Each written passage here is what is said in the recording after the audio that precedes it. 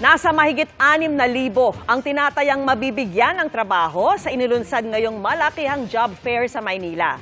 Inilaan yan para sa mga miyembro ng Pantawid Pilipino Program of 4Ps, lalo na yung mga fresh graduate. At nakatutok si Darlene Kai. Maghapong may pila sa labas ng Rizal Memorial Coliseum sa Maynila ngayong araw dahil sa job fair ng pamahalaan para sa mga benepisaryo ng Pantawid Pamilyang Pilipino Program o 4Ps. 12,000 4Ps beneficiaries ang pumunta rito kaya paunti-unti lang ang pinapapasok.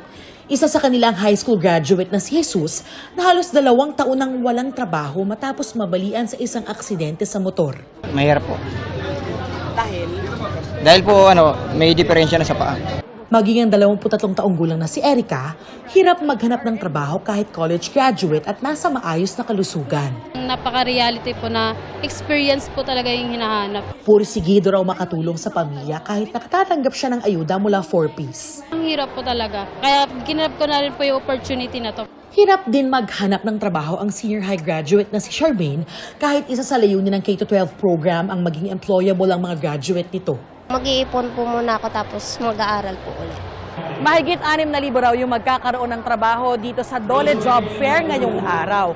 Hindi kailangang nakapagtapos ng pag-aaral basta nasa legal age at hindi na kailangang magdala ng kahit ano dahil meron daw silang printing services para sa kanilang biodata at ID pictures.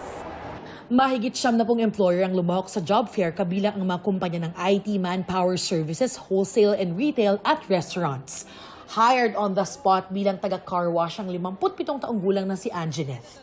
Masaya po ako kasi makakatulong na sa pamilya at sa apo kong nag-aaral. Sabi ng DSWD, ito raw ang kauna-unahang job fair na inorganisa para lang sa 4Ps beneficiaries. Para masigurado na yung mga 4Ps graduates natin o yung mga beneficiaryo na maaring lumabas na sa programa, patuloy na masubaybayan ng inyong mga pangangailangan.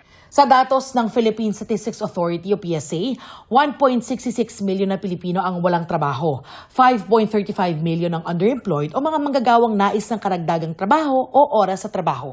Para sa GMA Integrated News, Darlene Kai, nakatutok 24 oras.